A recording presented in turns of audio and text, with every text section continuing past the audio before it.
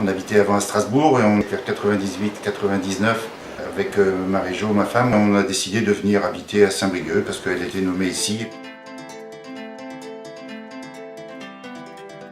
Ayant toujours travaillé dans le théâtre, programmation jazz, des choses comme ça, donc je cherchais ce que j'allais faire dans ce domaine culturel ici. Je connaissais strictement rien sur la réalité culturelle des Côtes d'Armor. Alors j'ai été rencontrer plein de gens pour faire mon enquête. Je me suis rendu compte qu'il se passait beaucoup de choses aux alentours de Saint-Brieuc et que c'était pas facile de s'y repérer. Il manquait un organe pour avoir une perception globale de tout ce qui se passe.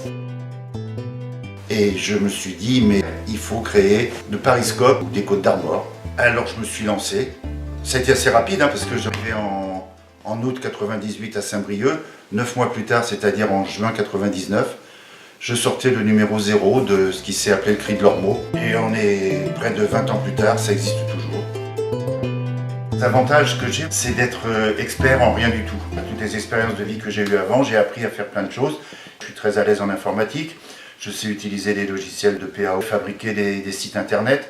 Je connaissais beaucoup de choses en action culturelle, aussi bien en théâtre qu'en musique classique, musique moderne. Sur la peinture, je connais un peu tous ces domaines-là. Je savais vaguement faire des photos, donc je savais faire plein de choses qui m'ont permis, tout seul, avec mes petits doigts, mes petits bras, de fabriquer une maquette papier du journal que ça allait devenir. Et le 1er juin 1999, tout était là.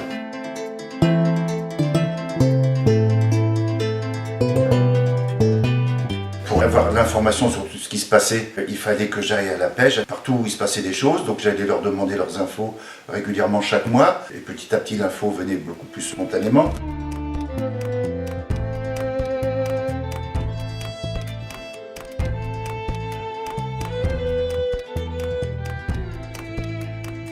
Pour le diffuser, c'est sûr qu'au début personne ne m'attendait. Donc j'en tirais 5000 exemplaires, financés par quelques annonceurs que j'avais réussi à persuader de l'intérêt de la chose. Puis j'allais le distribuer à l'office de tourisme, dans les théâtres, dans les bistrots, dans les commerces, sur ce secteur de 20 km aux alentours de Saint-Brieuc.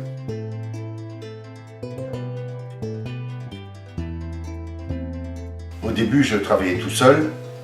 J'avais pas les moyens d'embaucher qui que ce soit, et même pas moi-même. Je n'étais pas payé pour faire ça. Et en plus, même la première année, je payais l'imprimerie de ma poche. J'ai de la chance d'avoir une épouse comme sponsor principal. C'était gratuit, il fallait trouver de l'argent pour le faire.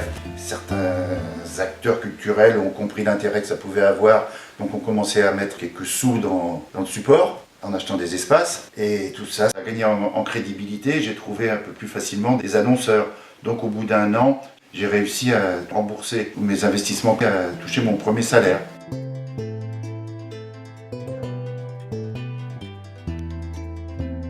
À un moment, j'ai trouvé que je n'arrivais plus à travailler seul.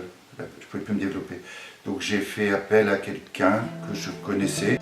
Et les moyens augmentant un peu, on a réussi à louer un bureau en ville.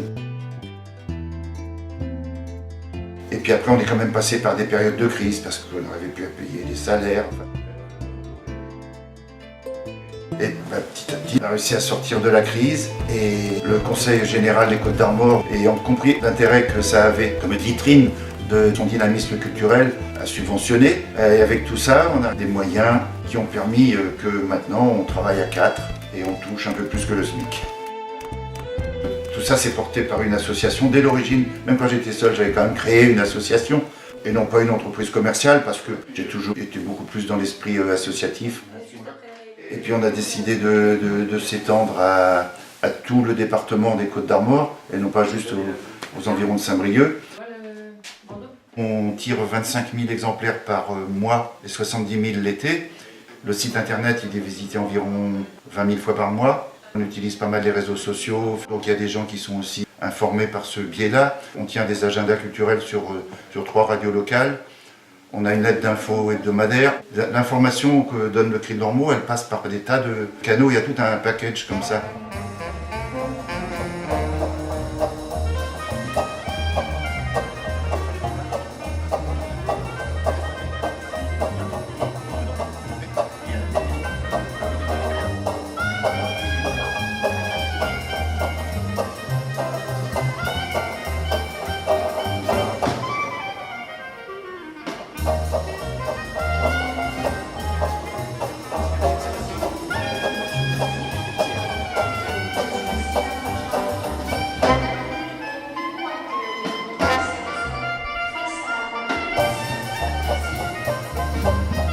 posé la question de comment ça allait évoluer une fois que je partirais. Il y a une équipe qui est constituée, on est 4 personnes, des gens qui sont là depuis des années, qui ont complètement intégré d'être écrit de leurs mots, qui le personnalisent même. Ils apporteront des modifications, des innovations. Et donc la transition se fera. Moi je crois vraiment qu'une fois que je serai parti, en juin 2019, l'aventure continuera une fois passé les 20 ans.